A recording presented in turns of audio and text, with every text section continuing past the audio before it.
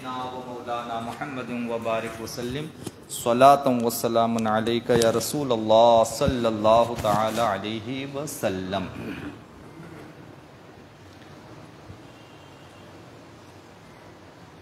اب چونکہ میت کا بیان چل رہا ہے،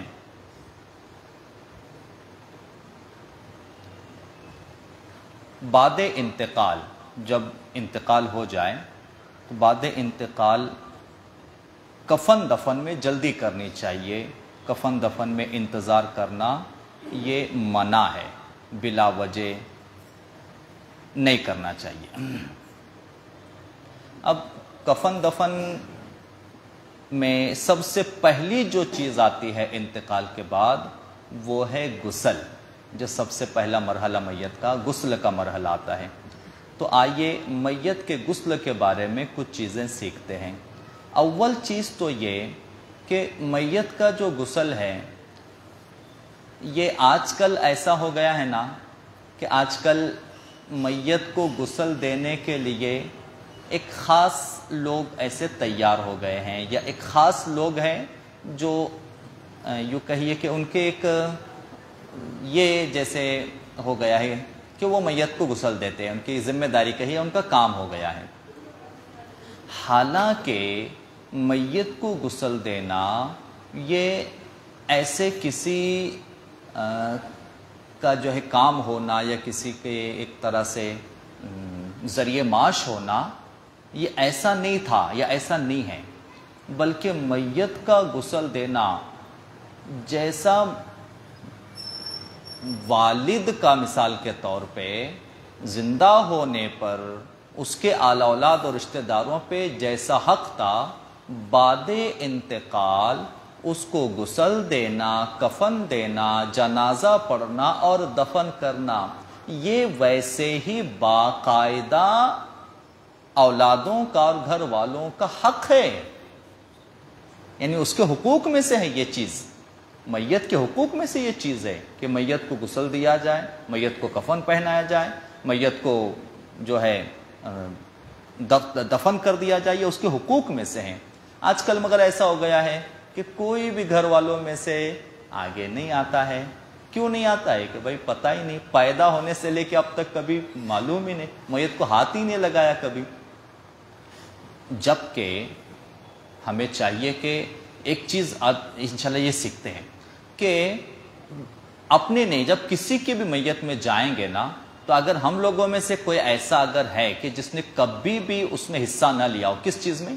غسل میں، تو آج سے کم اتنا تو ارادہ کر لیں انشاءاللہ کہ جب کسی کی میت میں ہم جائیں گے تو میت میں جب غسل ہو رہا ہوگا تو ان کی مدد کرنے کے لیے ہم اندر جائیں گے اور کم سے کم ان کی مدد کریں گے غسل دینے والے کی۔ اتنا تو کم سے کم ارادہ کر لے۔ آپ جانتے ہیں کیا میت کو غسل دینے کا ثواب کیا ہے؟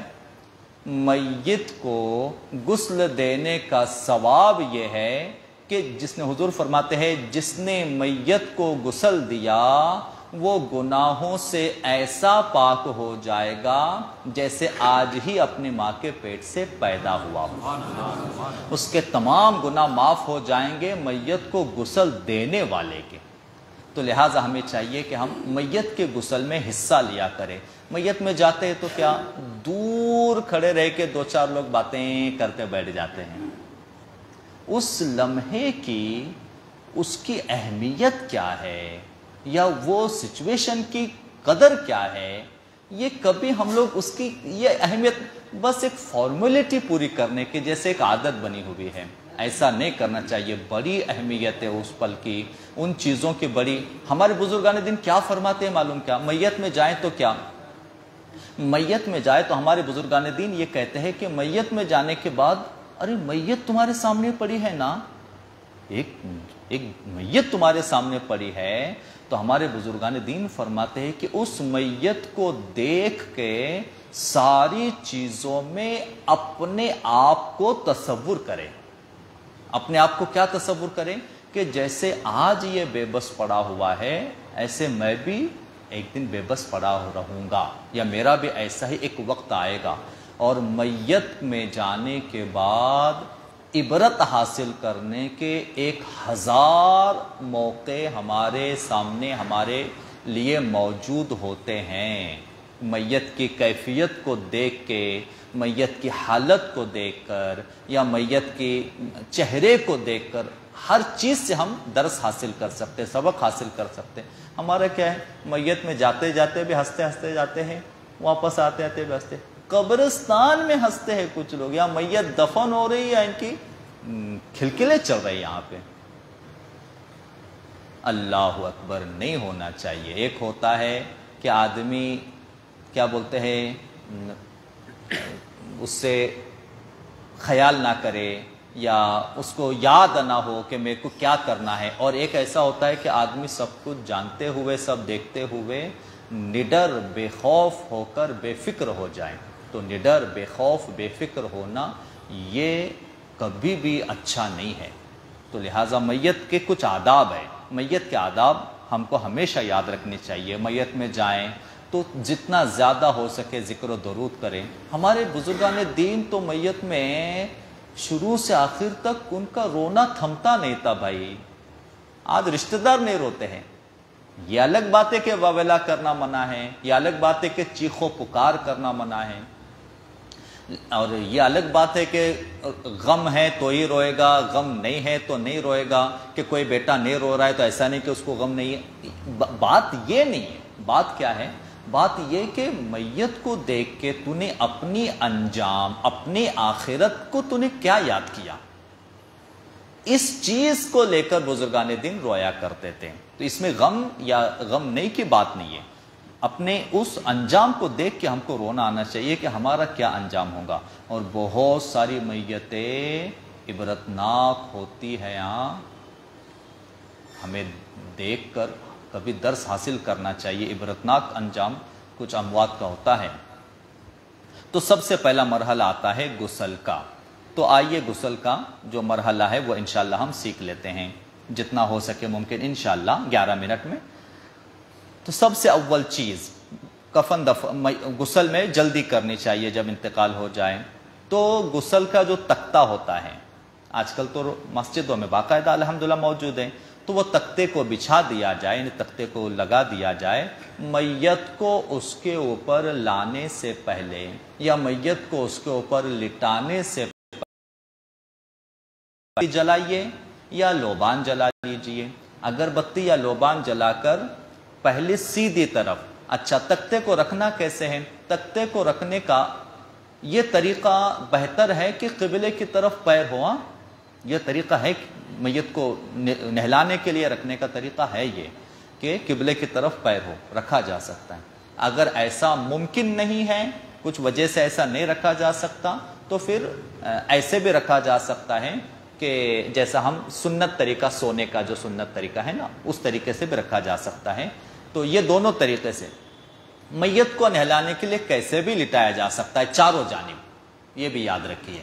سونے کے لیے ہم ادھر پیر نہیں کر سکتے قبلے کی طرف، لیکن میت کو نہلانے کے لیے چاروں جانب کہیں بھی لٹایا جا سکتا ہے، قبلے کی طرف پیر کر کے بھی، یا قبلے کی طرف سر کر کے بھی، یا دونوں جانب کہیں بھی سر و پیر کر کے میت کو کیسے بھی لٹا کر غسل دینے کی اجازت ہے۔